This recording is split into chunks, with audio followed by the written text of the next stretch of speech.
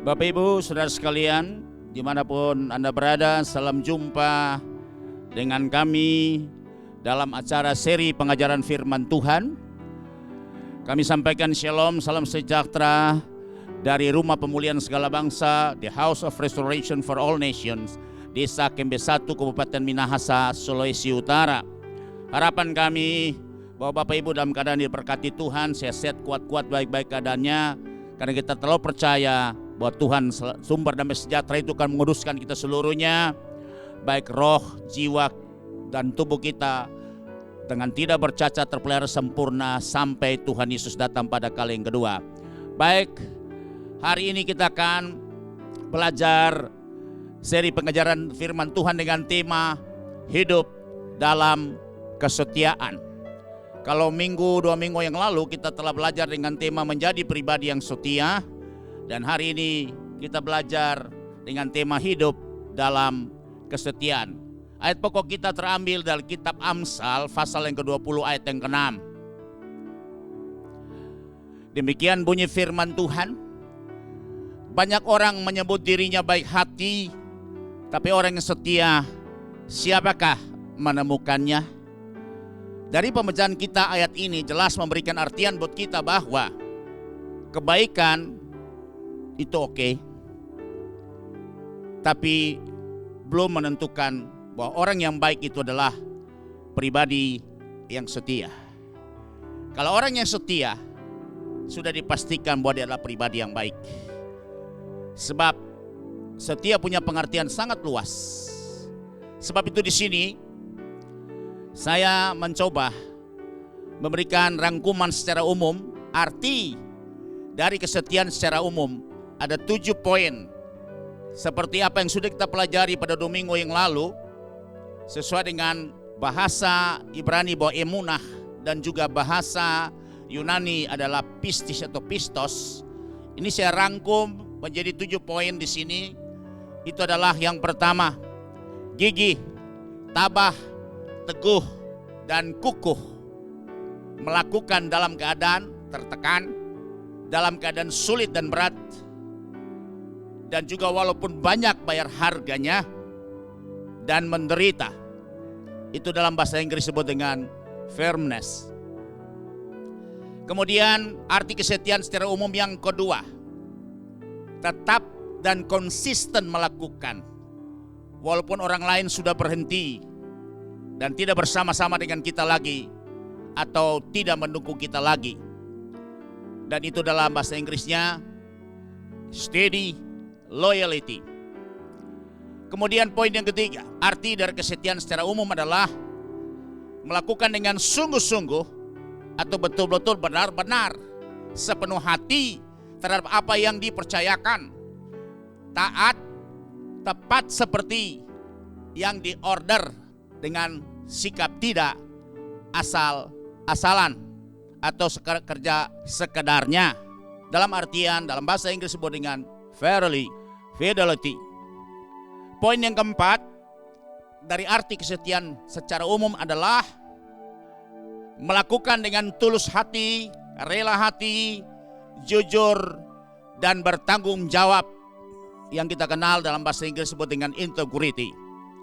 Kemudian arti kesetiaan yang kelima, itu dikatakan dapat dipercaya, layak dipercaya orangnya, karena perkataan dan perbuatannya itu selalu sejajar atau meneguhkan. Dalam bahasa Inggris disebut dengan credibility. Kemudian arti daripada kesetiaan yang keenam, itu adalah berpegang teguh pada janji yang sudah diikrarkan, atau dalam bahasa Inggris disebut dengan komitmen.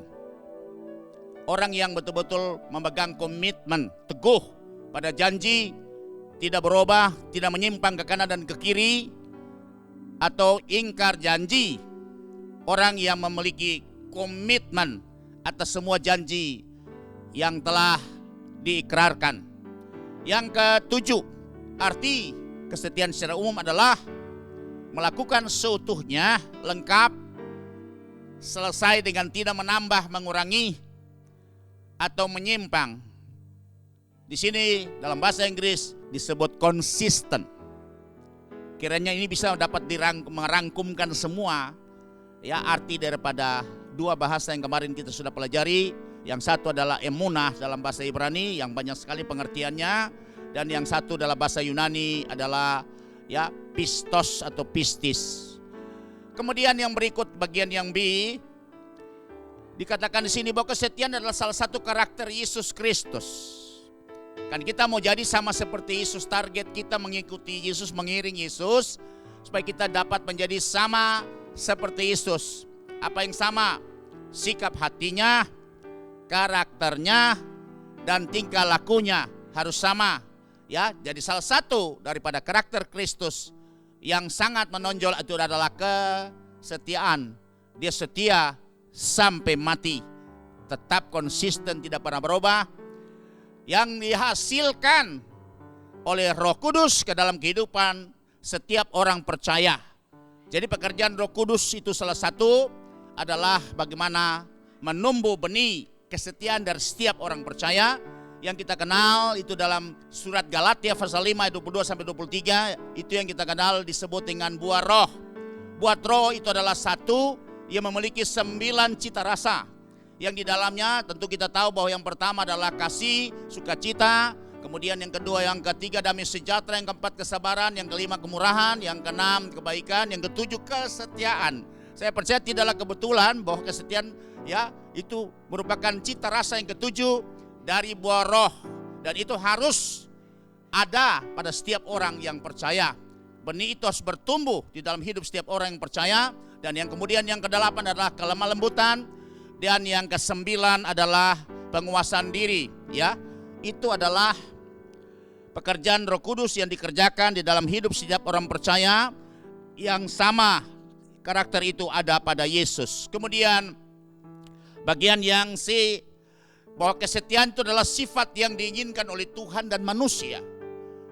Saudara perhatikan baik, sifat yang diinginkan Tuhan yang ada pada seseorang dan juga diinginkan oleh manusia kepada seseorang ialah kesetiaannya. Orang yang setia pasti itu menjadi ya pilihan utama di dalam pekerjaan, di dalam bisnis, dalam apa saja. Selalu menjadi pilihan utama. Tentu mereka mencari orang yang setia. Kita lihat kitab Amsal pasal 19 ayat yang ke-22.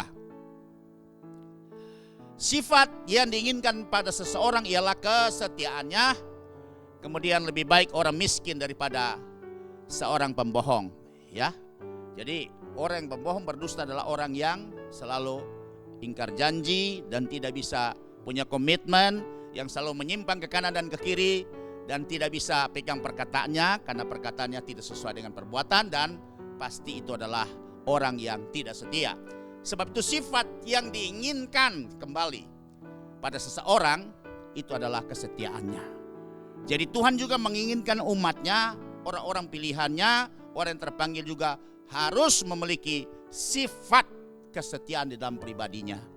Dan juga manusia juga tentunya akan selalu menginginkan, kalau kita menerima pegawai atau tentunya kita membangun satu rumah tangga, kita ya pasti kita menginginkan bahwa calon kita adalah orang yang sudah teruji kesetiaannya.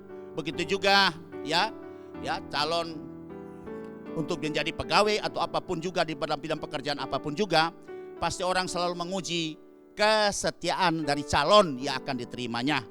Ya, sebab itu ada fit and proper test yang seperti itu.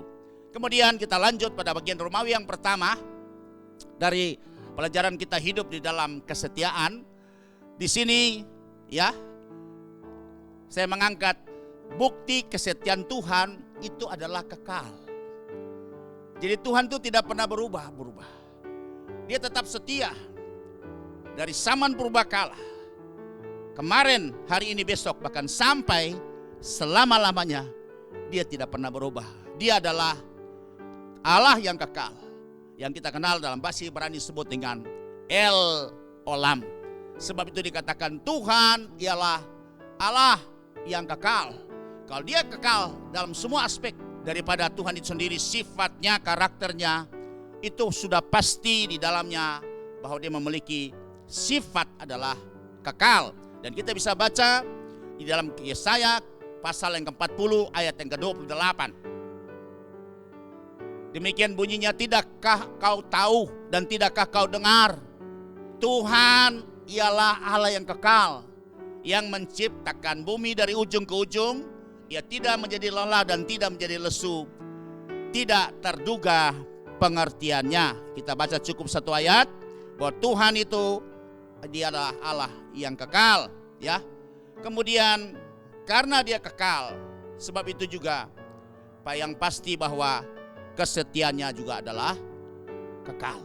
Dan sini ada 3 poin yang saya angkat dari bukti kesetiaan Tuhan adalah Allah yang kekal. Adalah yang pertama, dia sebagai Bapa yang kekal, yang kita kenal. Makanya agama Kristen atau iman Kristen itu sangat luar biasa sekali. Karena Tuhan yang disembah itu selalu berkata dia adalah Bapa. Jadi berarti ada hubungan yang sangat erat antara Tuhan dengan umatnya. Itu berarti suatu keluarga. Kalau dia sebagai Bapa, maka pasti umatnya, kepercayaannya, umat yang percaya kepada dia itu pasti statusnya sebagai anak. Sebab itu kita melihat bahwa pertama Tuhan membentuk, ya, hubungan itu adalah hubungan kekeluargaan. Sebab Kristen itu bukan agama sebenarnya. Kristen itu bicara relevansi atau bicara hubungan antara Tuhan dengan umatnya. Dan hubungan itu adalah hubungan kekeluargaan, saudara. Mungkin berbeda pada kepercayaan yang lain. Karena menganggap Tuhan itu sesuatu yang sakral, kudus, suci, yang tidak bisa tersentuh. Kalau dekat juga takut jangan sampai dia marah, karena dia terlalu suci dan tidak bisa dapat katakanlah ya tersentuh atau terjamah. Tapi Tuhan yang kita sembah, itulah Tuhan yang merupakan Bapa kita. Tentu ada hubungan kekeluargaan sangat erat. Tapi ketika dosa memasuki kehidupan manusia, maka manusia menjadi terpisah dengan dia, ya, dengan Bapa di sorga. Dan kita melihat di sini, karena dia kekal, ya, disebut dengan El Olam, maka dia sebagai Bapa juga berfungsi sebagai Bapa yang kekal. Dan kita bisa baca di dalam Kejadian pasal yang pertama ayat yang ke-29, ya, di sini kita akan membacanya.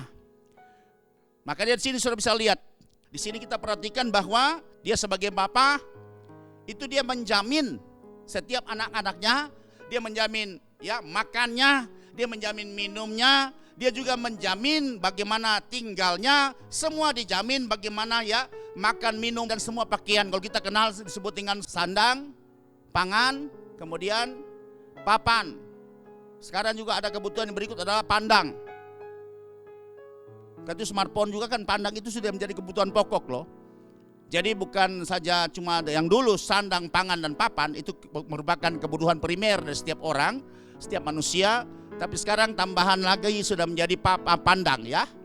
Nah, kemudian kita lihat di sini bahwa Tuhan sebagai Bapa yang kekal, jaminannya kepada setiap anak-anaknya adalah bahwa dia menjamin makanan dari setiap anaknya. Seperti firman Allah, lihatlah aku memberikan kepadamu segala tumbuh-tumbuhan yang berbiji di seluruh bumi dan segala pohon-pohonan yang berbuah, yang buahnya berbiji, itulah akan menjadi makananmu. Jadi sudah Tuhan persiapkan bahwa yang nanti makan ya rumput itu adalah binatang, tetapi manusia yang pertama itu belum makan daging loh. Dia adalah makan biji-bijian dan buah-buahan, saudara. Itu makanan yang pertama. Itu sebelum manusia jatuh dalam dosa. Ini Bapa yang menyiapkannya, menumbuhkannya pada saat itu yang kita kenal di taman ya, di Taman Eden ya, seperti itu. Kemudian coba kita melihat lagi perjalanan kesudah manusia jatuh dalam dosa, maka ketika manusia berubah struktur di dalam kehidupan ya, keilahiannya di dalam tubuh mereka ya, dilucuti kemuliaannya, maka perubahan terjadi dan itu merupakan juga tanggung jawab daripada Bapa. Dia tetap tidak meninggalkan sebagai Bapa yang kekal. Sebelum manusia jatuh dalam dosa, Adam dan Hawa juga dia menjamin makanannya, dia menjamin minumannya, dan waktu itu pakaiannya adalah kemuliaan daripada Tuhan sendiri. Tapi ketika mereka jatuh dalam dosa, maka kemuliaan Bapa itu dilucuti, mereka kehilangan kemuliaan dan mereka sadar bahwa mereka sekarang telanjang. Ya, nah, kemudian saudara bisa melihat manusia itu sebelum jatuh dalam dosa dan sudah jatuh dalam dosa, itu makanannya sudah berbeda. Ada tambahannya lagi. Ya, kita baca Kejadian pasal yang ketiga ayat 18 sampai 19. Nah, semak duri dan rumput duri yang akan dihasilkannya bagimu, dan tumbuh-tumbuhan di padang akan menjadi makananmu. Ya, tolong coba kita lihat di dalam terjemahan yang lain, NKJV. Ya, dikatakan di sini, and you shall eat the herb of the field. Ya, jadi katakan di sini bahwa sesudah jatuh dalam dosa, itu makanannya jadi tambahan, bukan hanya buah-buahan dan biji-bijian, tapi sudah ada tambahannya disebut dengan makanan herbal.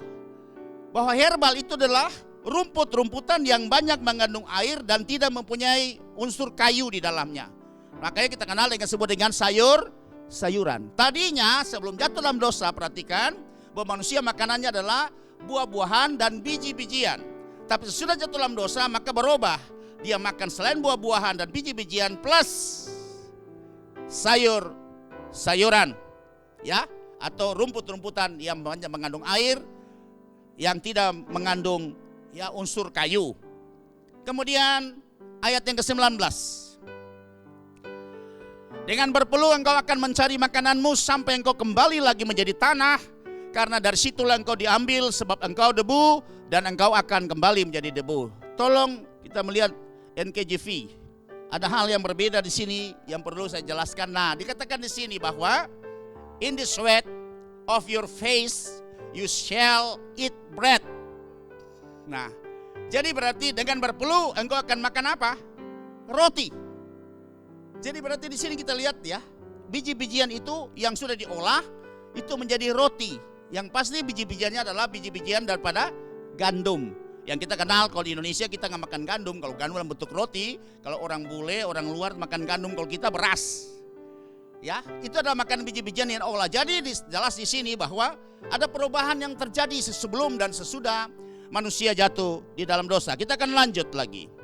Nah, ini persoalan makanan, jaminan daripada Bapa yang kekal. Sekarang bagaimana dengan ya masalah pakaiannya? Kita bisa lihat di dalam Kejadian pasal yang ketiga ayat 21. Dan Tuhan Allah membuat pakaian dari kulit binatang untuk manusia dan untuk istrinya itu lalu mengenakannya kepada mereka. Sudah lihat di sini, perhatikan ayatnya. Waktu manusia jatuh dalam dosa maka kemudian dilucuti mereka, kemudian sadar, mereka tahu bahwa mereka telanjang, mereka malu, dan kemudian mereka menyemat daun pohon ara saat itu. Dan Tuhan kasihan kalau pohon lama-lama kalau daunnya masih mentah, oke, dia masih fleksibel, tapi kalau sudah kering kan dia bisa robek ya, gampang sekali, dia retas sekali. Sebab itu Tuhan sebagai Bapa yang kekal, dia bertanggung jawab kalau sebelum jatuh dalam dosa, kemuliaan itu adalah pakaian mereka. Tapi sesudah jatuh dalam dosa, maka Tuhan menyembelih binatang, kemudian dikulitin, dan kemudian Tuhan membuat baju atau pakaian untuk manusia. Tapi di sini sudah lihat ada kata yang terakhir lalu mengenakannya kepada mereka, artinya bahwa mereka belum tahu cara bagaimana mengenakan baju. Karena seumur-umur, saya nggak tahu berapa lama, karena Alkitab tidak mencatat sejak manusia diciptakan di Taman Firdaus atau Taman Eden itu sampai jatuh dalam dosa, itu berapa waktunya tidak pernah dicatat Alkitab. Sebab itu seumur-umur waktu itu sebelum jatuh dalam dosa, mereka tidak pernah mengenakan baju seperti ini. Itu mereka tentunya sangat ya tidak paham, tidak biasa, maka Tuhan lalu mengenakannya kepada mereka. Jadi sini fungsinya bahwa dia sebagai apa? Orang tua loh. Dan Adam dan Hawa pasti itu sebagai anaknya. Ini tanggung jawab sebagai Bapa yang kekal tidak pernah berubah. Ya, dari sebelum jatuh dalam dosa dan sesudah jatuh dalam dosa tetap tidak berubah. Dia tetap bertanggung jawab sebagai orang tua atau Bapa yang kekal. Sebab itu hari ini saya mau kasih tahu bahwa Tuhan tetap sama. Kalau dia bisa lakukan pada masa yang lalu, dia lakukan juga buat Israel umatnya. Dan saya percaya hari ini juga dia pasti melakukan untuk saudara dan saya. Ya, dia tidak melihat latar belakangmu, tapi fungsi sebagai Bapa yang kekal bertanggung jawab atas kehidupan dan masa depan anak-anaknya. Pasti dia akan tetap melakukannya. Kalau engkau kekurangan makan, pasti dia akan menyediakannya. Kalau engkau kekurangan minum, pasti dia akan menyediakannya. Kalau engkau kekurangan pakaian, pasti dia akan menyiapkannya. Sebab itu sudah lihat di sini.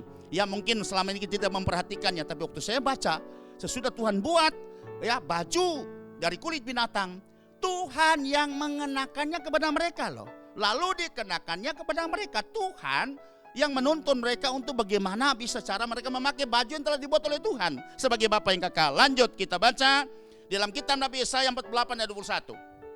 Saya urai di sini karena ayat ini betul-betul memberikan satu keterangan yang sangat jelas sekali bahwa fungsi sebagai Bapa itu ada di dalam Tuhan yang kita sembah. Mereka tidak menderita haus ketika memimpin mereka melalui tempat-tempat yang tandus. Ia mengeluarkan air dari gunung batu bagi mereka. Ia membelah gunung batu, maka memancarlah air. Dan kita tahu persis, bukan saja Tuhan menyiapkan makanan, bukan saja Tuhan menyiapkan pakaian, tapi Alkitab mencatat buat umat Israel di padang belantara yang begitu tandus, Tuhan sanggup bisa memunculkan mata air dari batu. Demikian juga kitab Nabi Yesaya berkata seperti itu, bahwa Tuhan menjamin bukan saja makan, tapi minum juga dijamin oleh Tuhan. Percaya bilang amin saudara. Sebab itu saudara tidak perlu takut dan gentar dengan situasi yang sekarang ini.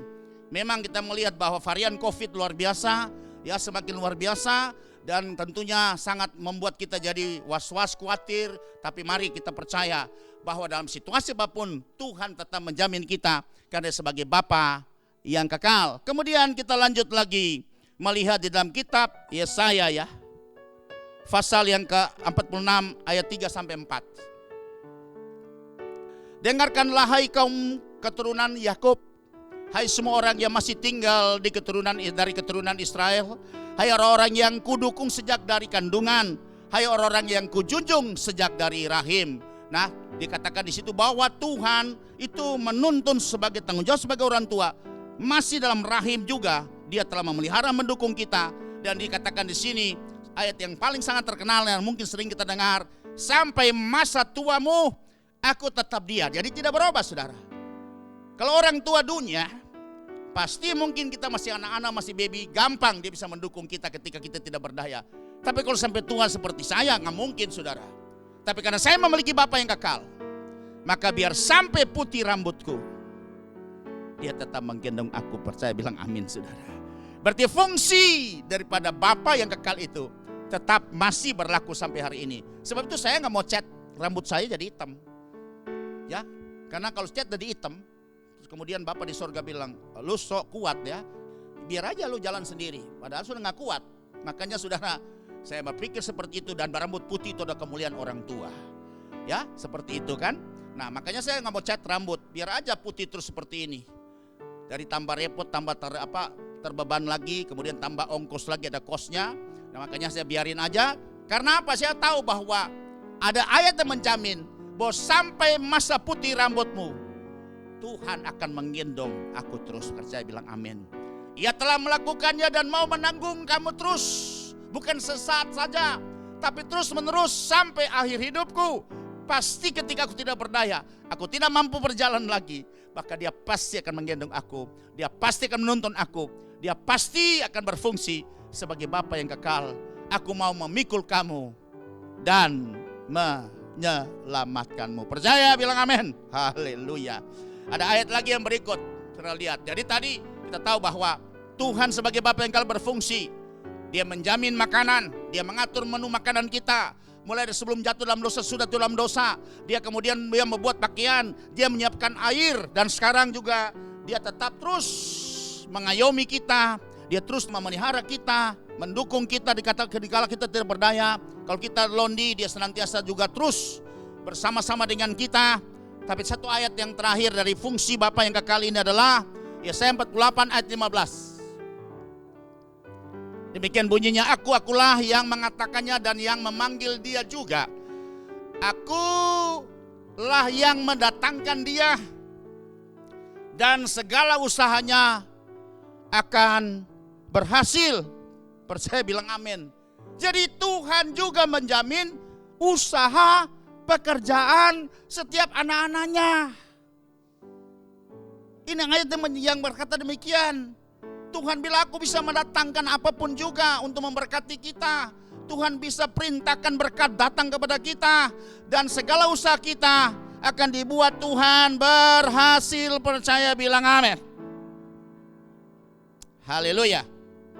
Saya senang Kita Mazmur pasal yang ke-68 ayat 6 sampai 7. Demikian bunyinya, Bapa bagi anak yatim dan pelindung bagi para janda. Ya, sudah lihat ini. Luar biasa kan Bapa yang kekal, artinya kalau kita kehilangan Bapa secara manusia, maka Tuhan akan mengganti posisi itu untuk mengganti ya Bapa yang sudah diambil oleh Tuhan, yang sudah ya meninggal seperti itu. Dan juga dia pelindung bagi para janda. Itulah Allah di kediamannya yang kudus. Ayat yang ke-7. Allah memberi tempat tinggal. Perhatikan, sudah lihat ini. Allah memberi tempat tinggal kepada orang-orang sebatang kara. Tempat tinggal loh. Ia mengeluarkan orang-orang tahanan sehingga mereka berbahagia. Ya, melepaskan orang yang tertahan, terikat, terbelenggu. Tidak ada punya kemerdekaan, kebebasan. Tetapi pemberontak tinggal di tanah yang gundul. Sudah lihat. Kurang apa lagi sebagai Bapa yang kekal buat kita. Jadi ini terbukti ayatnya, bahwa kesetiaan Tuhan itu kekal. Sebetulnya dia menjamin baik makan kita, baik minum kita, kemudian juga menjamin ya pakaian kita, kemudian selanjutnya dia menjamin juga rumah tinggal kita, dan dia juga menjamin apa? Usaha pekerjaan kita. Dia menjamin lagi apa? Dia menyertai kita sampai akhir hidupku. Dia tetap terus berfungsi sebagai Bapa yang kekal. Dan ini adalah Bapa yang luar biasa. Sebab itu kalau saudara kehilangan Bapa, maka posisinya akan diganti oleh Bapamu yang kekal itu. Sehingga kita tidak akan lonely dan kita tidak bisa akan merana. Haleluya. Kemudian kita lihat fungsi yang lain. Yang kedua, fungsi daripada Tuhan adalah Allah yang kekal. Tadi sebagai Bapa yang kekal. Yang kedua adalah kasih setianya kekal. Ini banyak ayat sekali yang dicatat. Kita tidak perlu baca semua ayat. Kita baca saja Esra pasal 3 ayat ke-11. Secara berbalas-balasan mereka menyanyikan bagi Tuhan nyanyian pujian dan syukur. Sebab ia baik, bahwasanya untuk selama-lamanya kasih setianya kepada Israel. Dan seluruh umat bersorak-sorai dengan nyaring sambil memuji-muji Tuhan. Oleh karena dasar rumah Tuhan telah diletakkan. Ceritanya saudara, waktu orang ya Israel mereka dikalahkan oleh kerajaan Babilonia, kemudian kota Yerusalem dirontokkan, bait Allah kemudian ya di bumi hanguskan semua, dan akhirnya mereka dibawa kepada pembuangan di Babel. Dan tiba pada saatnya kerajaan Babel dikalahkan oleh kerajaan Media Persia, dan Raja Koresi memerintahkan kepada Bupati Serubabel, Bupati Yehuda, untuk kembali bisa membawa orang-orang kembali membangun bait suci di kota Yerusalem. Dan ketika fondasi diletakkan, maka Esra sebagai orang yang dipercayakan untuk membangun kerohanian. Serubabel membangun gedungnya, kemudian Nehemia membangun pagarnya. Dan saat diletakkan fondasi dasar daripada rumah Tuhan kembali dibangun oleh Serubabel, dan semua umat Israel yang kembali dari pembuangan, kemudian mereka bernyanyi, bersorak-sorai dengan pujian, dengan semua alat musik mereka, dengan gambus, seruling, kecapi, dan ceracap. Mereka katakan, sebab Tuhan baik, bahwasanya untuk selama-lamanya kasih setianya. Ini pujian yang paling sering diangkat oleh orang Israel. Ketika juga ya bagaimana Daud membawa pulang tabut masuk kota Yerusalem, sama juga pujian ini dinaikkan. Dan kita bisa baca dalam kitab 1 Tawarik pasal yang ke-16 ayat yang ke-34. Bersyukurlah kepada Tuhan sebab ia baik, bahwasanya untuk selama-lamanya kasih setianya. Artinya, saya mengangkat ayat ini supaya kita bisa mengerti yang dialami ya dari waktu ke waktu dari umat Tuhan yang berganti-ganti zaman dan situasi kondisi apapun juga, bahwa mereka mengenal Tuhan yang mereka sembah, Yahweh Adonai Elohim, itu adalah Tuhan yang tetap setia dengan kasihnya dan kemurahannya. Dan mereka bersyukur dan mereka katakan bahwa Tuhan itu baik, bahwasanya untuk selama-lamanya kasih setianya. Dan kita akan baca langsung saja dari kitab Yeremia pasal 31 ayat yang ketiga, bahwa kasih setia Tuhan itu adalah kekal. Ya, pada saat saudara orang Israel sudah mengalami masa yang kritis sekali, mereka sudah sangat terpuruk sekali, maka Tuhan mengutus Yeremia. Yeremia pernah melihat dalam kitab ratapan dan dia menangisi kondisi situasi yang sangat memprihatinkan buat umatnya. Padahal umat kesayangannya, umat pilihannya, tapi mereka sangat terpuruk, sangat kritis sekali, sangat merana sekali, dan keadaan mereka sangat memprihatinkan. Sebab itu Tuhan berfirman lewat nabi Yeremia, aku sudah pergi jauh meninggalkan kamu, karena segala perbuatan, segala kecelaan dan kenajisanmu, karena engkau mendua hati terhadapku. Tapi ketika Yeremia datang menyampaikan, Tuhan sampaikan seperti ini, dari jauh Tuhan menampakkan diri kepadanya, kepada Israel ya. Dan dikatakan, aku mengasihi engkau dengan kasih yang kekal.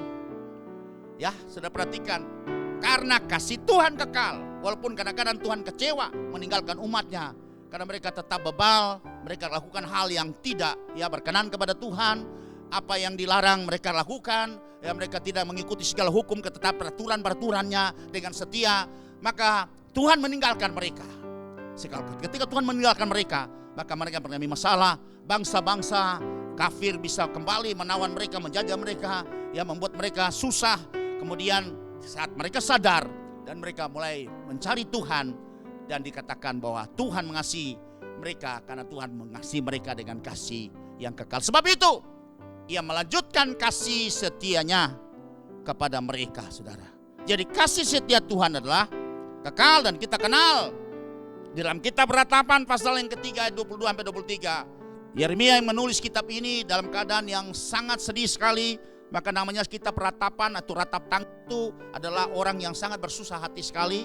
Ya, karena seperti orang yang sangat dikasihinya meninggalkan mereka atau meninggal. Demikian kondisi seperti itu yang digambarkan oleh kitab Ratapan, bagaimana seorang nabi melihat kondisi situasi daripada umat yang sangat memprihatinkan. Sebab itu dia sangat terharu dan hatinya sangat hancur.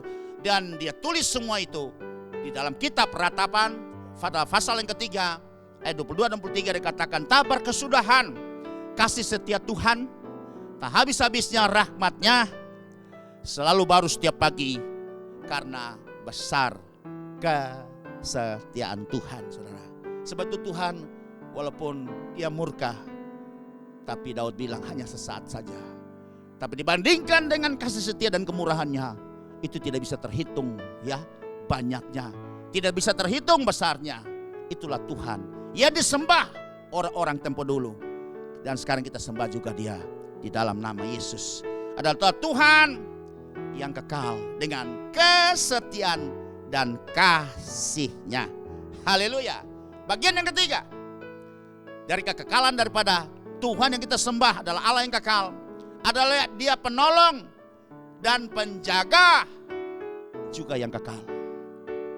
Kita bisa baca dalam Mazmur 121 ayat 1-8. Ini ayat ini sangat terkenal sekali, dan saya percaya banyak orang sudah tahu persis, bahkan ada sudah menghafalnya, bahwa Mazmur 121 ayat 1-8 dengan judul nyanyian Siarah, aku melayangkan mataku ke gunung-gunung, dari manakah akan datang pertolonganku?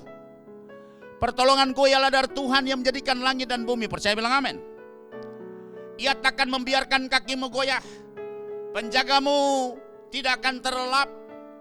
Ya, sehebat-hebatnya satpam, security, tapi mereka juga bisa lengah karena bisa tertidur, capek, dan mereka bisa juga ya ngantuk, saudara. Tapi Tuhan yang kita sembah, Bapa yang kekal, Dia sebagai penjaga yang tidak pernah terlelap, selalu melihat kita, mengamati kita, ya. Dan dikatakan di sini, sesungguhnya tidak terlelap dan tidak tertidur penjaga Israel. Tuhanlah penjagamu, Tuhanlah naunganmu di sebelah tangan kananmu. Matahari tidak akan menyakiti engkau pada waktu siang, atau bulan pada waktu malam. Tuhan akan menjaga engkau terhadap segala kecelakaan.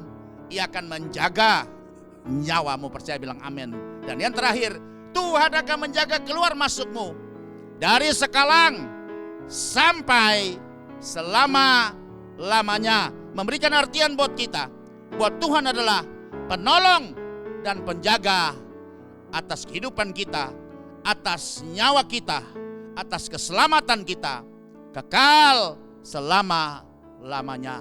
Itulah Tuhan yang kita sembah, Yahweh Adonai Elohim. Untuk kita harus mengenal dan mengerti seperti sejauh mana ya kesetiaan Tuhan itu menjamin kita. Yang berikut kita bisa lihat, kalau tadi Bapak kita ya, sebagai Tuhan Allah kita sebagai Allah yang kekal, ya, sebagai Bapa yang kekal, kasih setianya kekal, dan kemudian juga penolong dan penjaga yang kekal atas hidup kita, baik pribadi, keluarga, dan komunitas kita dimanapun kita berada. Kemudian sekarang kita melihat Yesus Kristus adalah Tuhan yang setia. Yesus Kristus adalah Tuhan yang setia. Kita sering mendengar nyanyian Tuhan Yesus setia, ya, Dia sahabat kita. Sering kita nyanyikan itu, ya. Dan memang ayat jelas menulis bahwa Yesus adalah setia. Bahkan Dia sampai mati dari kayu salib, Dia tetap setia. Dan terus karena apa? Untuk kepentingan kita, untuk menyelamatkan kita. Dia setia terus sampai akhir hidupnya. Ketika Dia bergumul di Taman Getsemani untuk meminum cawan dosa dari semua umat manusia, maka dalam keadaan kemanusiaannya Dia mengalami distress, ya, Dia tertekan dengan situasi itu sampai peluhnya bercampur darah, dan Dia berdoa dalam keadaan sebagai manusia, ya, akan siap dikorbankan untuk menebus, mengganti, ya, dari semua kutuk-kutuk yang dijatuhkan atas umat manusia, dipikul oleh Yesus itu. Dan Dia katakan, Bapa, kalau boleh cawan ini lalu daripadaku. 3 kali Dia berdoa, tapi Dia sadar kalau sampai Dia tidak meminum cawan ini, kalau Dia tidak siap dan taat terus, setia terus sampai akhir, maka pasti keselamatan itu tidak menjadi bagian daripada umat manusia, dari setiap bangsa, kaum, suku, dan bahasa, termasuk Bapak, Ibu, Saudara, dan saya. Tapi Dia setia sampai akhirnya. Sebab itu Tuhan Yesus adalah Tuhan Yesus yang setia. Dan kita Wahyu pasal 19 ayat 11 berkata, jelas memberikan predikat buat Dia. Ya, siapakah Yesus yang kita sembah itu? Lalu aku melihat sorga terbuka, sesungguhnya ada seekor kuda putih, dan Ia yang menungganginya bernama Yang Setia dan Yang Benar. Ia menghakimi dan berperang dengan adil. Siapakah Ia itu? Ia adalah Yesus, Anak Allah yang setia. Yang setia, Yesus setia. Haleluya. Sampai hari ini tetap setia. Juga kita bisa baca dalam surat 2 Tesalonika pasal 3 ayat yang ketiga, jelas menulis, tetapi Tuhan adalah setia. Tuhan Yesus, ya, Ia akan menguatkan hatimu dan memelihara kamu terhadap yang jahat, saudara. Kalau lembaga kita menulis Tuhan cuma huruf awalnya T kapital dan semua selanjutnya huruf kecil, itu adalah memberikan gambaran atau itu memberikan indikasi buat Yesus. Ya, itu berbicara dengan pribadi Yesus. Kalau Tuhan dengan semua kapital Tuhan itu kapital, itu bicara kepada Allah Bapa yang kita kenal dalam bahasa Ibrani disebut dengan Yahweh, Adonai, Elohim. Itu bedanya di situ, saudara. Kemudian kita lihat di sini bahwa Tuhan itu setia. Dia kekal, ya. Makanya apa kesetiaannya? Yang terbukti sampai hari ini bahwa Dia masih tetap setia menyelamatkan setiap orang yang mau datang kepada Dia, yang mengaku Dia sebagai Tuhan dan Juru Selamat, ya, mengaku Dia, menerima Dia secara pribadi, seperti yang tertulis pada Roma pasal yang ke-10, mengakui bahwa Dia telah mati untuk menebus dosa kita, Dia telah dikuburkan dan telah dibangkitkan menjadi Tuhan dan Kristus. Kalau kita percaya itu, mengakui dengan mulut kita, maka kita diselamatkan. Dan sampai hari ini pintu keselamatan masih belum tertutup, karena Yesus masih tetap setia untuk menyelamatkan kita semua. Percaya, bilang amin. Siapapun juga Dia tetap setia untuk menyelamatkannya. 1 Korintus pasal yang pertama ayat yang ke-9. Allah yang memanggil kamu kepada persekutuan dengan anaknya Yesus Kristus Tuhan kita adalah setia. Ya, karena kita bersekutu dengan Yesus Kristus, mengakui Dia, menerima Dia sebagai Tuhan dan Juru Selamat, maka kita pasti diselamatkan. Sebab itu sampai hari ini Dia masih tetap setia menyelamatkan kita, menyelamatkan saudara dan saya, setiap bangsa, kaum, suku, dan bahasa. Dan hati sempurna dari Yesus, kalau boleh jangan satu pun yang binasa. Kalau boleh semua orang diselamatkan, ya, untuk bisa menerima Dia sebagai Juru Selamat, sebagai Tuhan dan Kristus. Terima Dia, mengakui Dia, terima, ya, mengaku, percaya dalam hati, mengaku lewat mulut, dan engkau diselamatkan. Haleluya. Kemudian Dia setia memberikan kekuatan dan jalan keluar bagi kita yang mengalami masalah, pergumulan, pencobaan. Sampai hari ini masih tetap terus Dia bekerja sama dengan kita untuk terus melakukan hal itu, memampukan kita, berikan kekuatan ya untuk kita tetap kuat, terus bisa dapat ya menanggulangi, bisa dapat ya melewati semua tantangan, persoalan, masalah kita, apapun juga dalam kehidupan kita, dan semua aspek hidup kita. Tuhan masih tetap setia untuk memberikan jalan keluar buat kita, karena Tuhan tidak pernah kekurangan cara dan jalan untuk bisa dapat menyelesaikan pergumulan, pencobaan yang kita alami. Dan kita bisa baca dalam surat 1 Korintus pasal ke-10 ayat 13. Ya, mari saudara, apapun keadaanmu saudara hari ini, mungkin engkau punya beban berat, punya pergumulan yang berat, baik dengan sakit penyakitmu, baik dengan kehidupan nikahmu, baik dengan anak-anakmu, baik dengan usaha pekerjaanmu, baik dengan kesehatanmu, baik juga dengan ya tempat di mana engkau berada, mungkin dengan kekhawatiran, dengan segala situasi yang sangat membuat engkau sekarang tertekan. Mari perhatikan di sini. Mari percaya bahwa dikatakan pencobaan yang kamu alami adalah pencobaan biasa. Artinya kalau biasa ya berarti kita pasti mampu akan menanggulanginya. Kalau pencobaan luar biasa itu di luar kemampuan kita. Tapi Tuhan menulis bahwa pencobaan Dia izinkan datang kepada kita, itu klasifikasinya adalah pencobaan biasa yang tidak melebihi kekuatan manusia. Percaya bilang amin.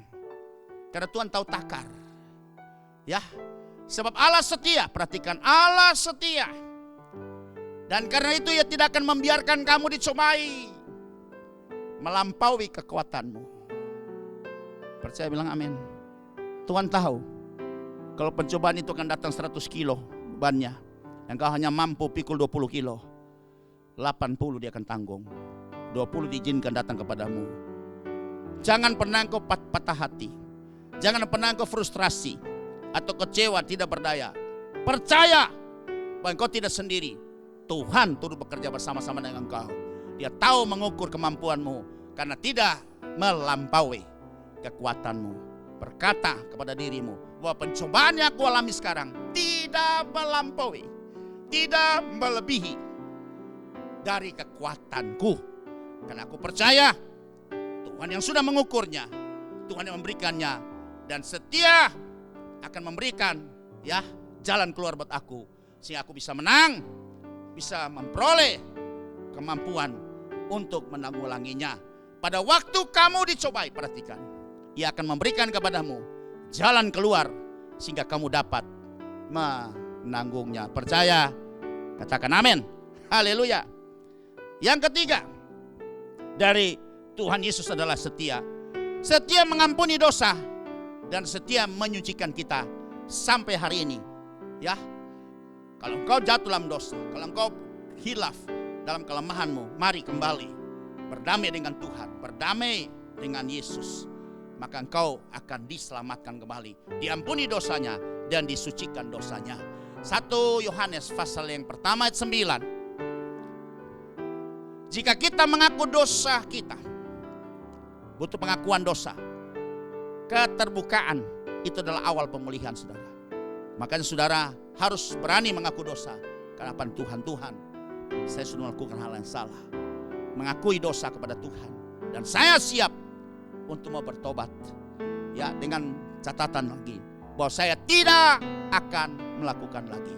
Orang yang bertobat itu dia berjanji kepada Tuhan dan kepada dirinya sendiri bahwa tidak akan mengulangi perbuatan yang pernah dibuat dalam kebodohannya, dalam kehilafannya. Ya, sebab karena katakanlah kalau satu kali berbuat dosa bisa dikatakan hilaf. Kalau 2 kali jatuh dalam dosa itu bisa dikatakan ceroboh. Tapi kalau 3 kali jatuh dalam dosa dan seterusnya, itu sudah jadi hobi saudara. Nah itu beda saudara. Itu sulit lagi untuk dipulihkan itu. Saya ulangi lagi, 1 kali jatuh dalam dosa itu bisa dikatakan hilaf. Ya, 2 kali jatuh dalam dosa itu dia katakan, dapat dikatakan Anda ceroboh. Tapi kalau sampai 3 kali jatuh dan 4 kali jatuh dalam dosa berulang-ulang, itu berarti dianggap Anda sudah punya hobi untuk membuat dosa. Ya, untuk berbuat dosa. Haleluya saudara. Mari saudara masuk kategori yang mana nih? Ya, masuk di kategori yang mana? Sebab itu dikatakan di sini, jika kita mengaku dosa kita maka Ia adalah setia dan adil sehingga Ia akan mengampuni segala dosa kita Dan bukan cuma mengampuni saja, tapi dia akan menyucikan kita dari segala kejahatan yang telah kita buat, yang sudah menajiskan roh kita, menajiskan jiwa kita, dan juga menajiskan tubuh kita. Percaya bilang amin. Itu adalah kesetiaan daripada Tuhan Yesus. Kita masuk bagian C. Bagaimana kesetiaan Roh Kudus? Kalau tadi kesetiaan Bapa, Allah Bapa, yang B-nya kesetiaan daripada Tuhan Yesus. Dan kita masuk pada bagian C-nya. Dari 1.1 Romawi, bukti kesetiaan Tuhan adalah kekal, Roh Kudus adalah setia. Kita baca dalam surat Yakobus pasal 4 ayat 4 sampai 5. Hai kamu orang-orang yang tidak setia. Dalam terjemahan yang lain adalah orang-orang yang pesinah atau adulterous. Tidakkah kamu tahu bahwa persahabatan dengan dunia adalah permusuhan dengan Allah? Jadi barang siapa yang hendak menjadi sahabat dunia ini, ia menjadikan dirinya musuh Allah. Orang yang tidak setia itu dikatakan dia berzina rohani. Dia berzina secara rohani. Ya, melakukan katakanlah pelanggaran atau tidak setia kepada Tuhan, maka itu dianggap atau dia mendua hati atau dia juga mencintai hal yang lain. Itu dikatakan orang itu adalah tidak setia. Dan dikatakan juga dia adalah orang yang melakukan persinahan secara rohani. Kita lanjut ayat yang kelima. Janganlah kamu menyangka bahwa kitab suci tanpa alasan berkata roh yang ditempatkan Allah di dalam diri kita diingininya dengan cemburu. Nah, sudah lihat di sini, bahwa Roh Kudus itu ya, dia cemburu. Kata cemburu yang pas dipakai karena orang yang berselingkuh. Maka orang yang setia pasti cemburu. Kalau suami selingkuh, kalau istri cemburu itu pantas karena dianggap dia tidak setia kepada ya istrinya. Kemudian kalau istri berselingkuh, itu dianggap istri yang tidak setia kepada suaminya. Maka di sini dikatakan bahwa maka timbul ada rasa cemburu. Dalam kasus ini disebut dengan jealous. Kalau bahasa umum yang kita sering pakai, jealous. Jealous. Cemburu. Jadi berarti Roh Kudus cemburu. Berarti kenapa? Kenapa Roh Kudus cemburu? Roh yang ada pada kita, yaitu Roh Kudus, dia cemburu kenapa? Karena dia pasti setia dan kita tidak setia. Ya, kita selingkuh dengan yang lain. Ya, Roh Kudus tidak mau dimadu, saudara. Sebab itu dia cemburu. Haleluya, saudara. Ya, memang secara eksplisit tidak ditulis bahwa Roh Kudus setia. Tapi dari kedua ayat ini dapat kita simpulkan secara implisit. Kenapa dia cemburu? Karena dia setia dengan kita, tapi kita tidak setia dengan dia. Haleluya. Kita sering mengingini sesuatu yang lain, ada idol-idol kita yang lain, mungkin hobi kita atau keuangan kita atau apa katakanlah apa saja yang menjadi kebiasaan kita, itu menjadi idol kita, maka dia cemburu karena dia tidak mau diduakan, dinomorduakan.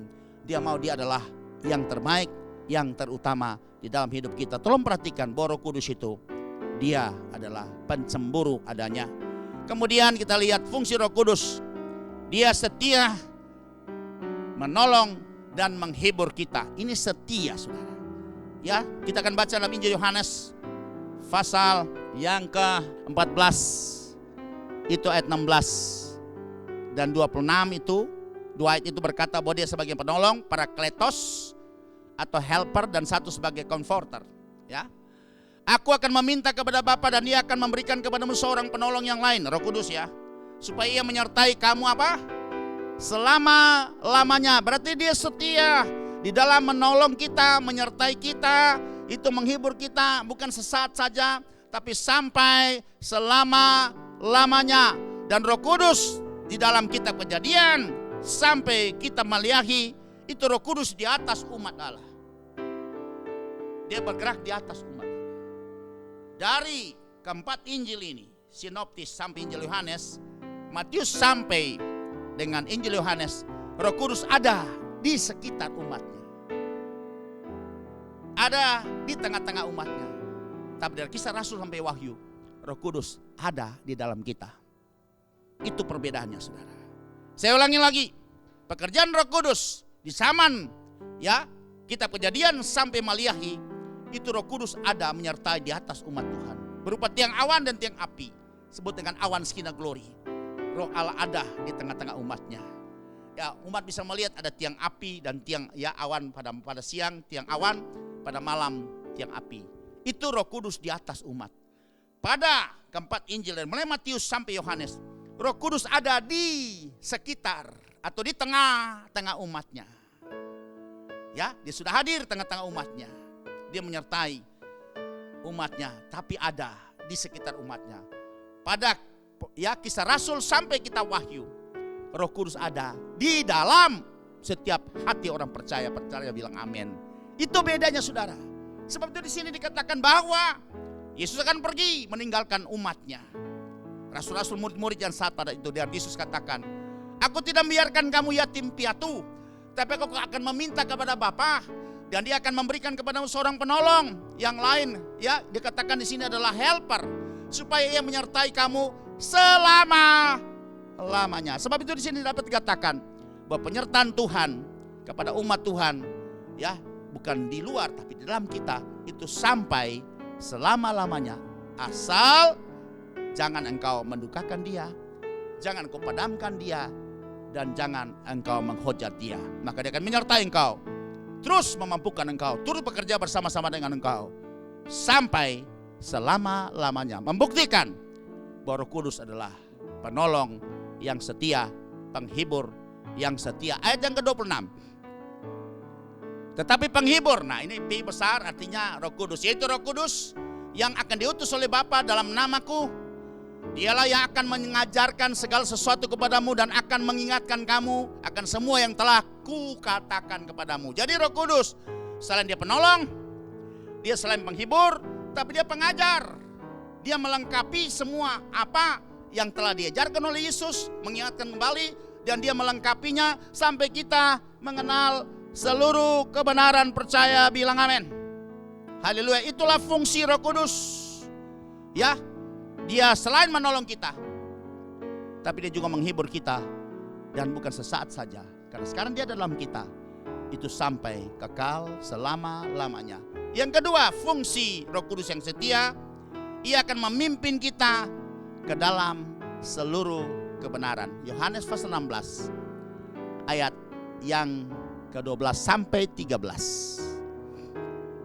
Haleluya. Tuhan Yesus katakan kepada murid-muridnya saat itu, ini beberapa saat lagi dia akan meninggalkan mereka, ya, akan mati disalib, kemudian dikuburkan, bangkit, dan naik ke sorga.